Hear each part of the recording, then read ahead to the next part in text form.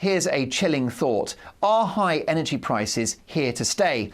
Is the cost of heating our homes, offices and filling our cars part of a wider government plan to change how we live? A happy accident, if you like. You might think so, given the fact that former top statistician at the ONS, Jamie Jenkins, points out in his excellent Twitter feed that 75% of the rises in gas happened before the Russian invasion of Ukraine. What's going on? Well, I'm delighted to say that Jamie Jenkins joins me now. Hi, Jamie. Good evening, Mark. You good? I'm really well. Great to have you back on the show. So it's an easy narrative to paint that it's Vladimir Putin's invasion of Ukraine which is making heating our homes and offices so expensive. Not so, say the statistics. No, and part of the narrative obviously is always said that obviously Putin is the blame for all of this kind of gas prices going through the roof. But when you start breaking it down, Mark, what we've become in the UK is become over-reliant now on kind of gas from abroad.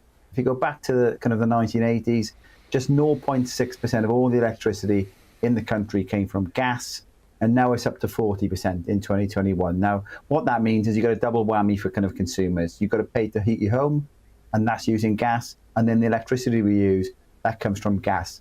And consistently now over the last 10 or 20 years, we're importing more and more gas. Now, some of the North Sea producers have been incentivized to reduce the amount of gas they produce. Now, today, we've seen that Biden in the US and Sunak now are doing this deal to import more gas from the US. But it's our reliance on foreign gas is what the problem. So if you take 29, this is a kind of a chilling number, this is, Mark. So you take 2019, the UK as a whole, so that's all the households, all the business, all our public services, we spend £40 billion now. That's a big number on our energy.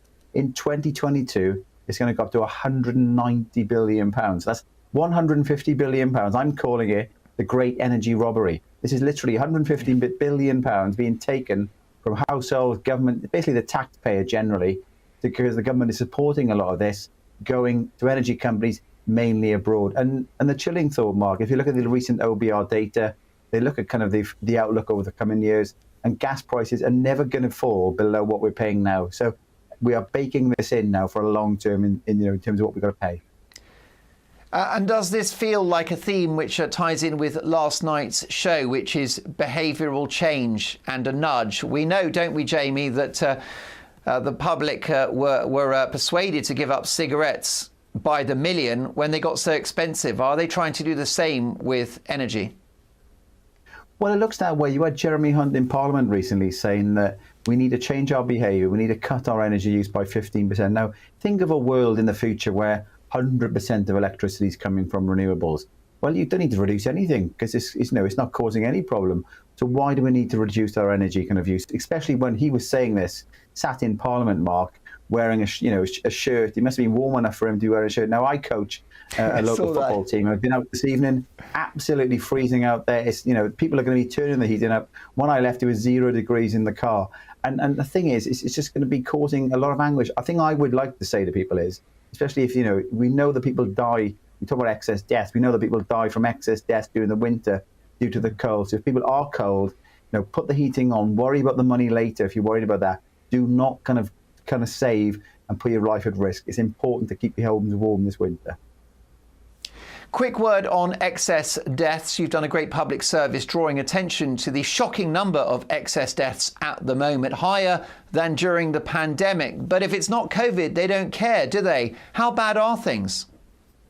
Yeah, well, it is being concerning now. We've had 29 weeks of higher than expected deaths. And obviously we haven't got a lot of time to talk about it tonight, Mark, but a main factor in all of this is the performance of the NHS. So these strikes that are forthcoming, you said in your kind of monologue at the start of the show, I'm adamant that you will see deaths will be caused by ambulance services being kind of cut back, by nurses going on strike. We can put the rights and wrongs about the strike to one side, but it will have an impact. And Rishi Sunak today saying he will leave no stone unturned to tackle the NHS waiting lists. But we're seeing more people dying of heart issues, Mark. That's what's kind of a big factor in all of this.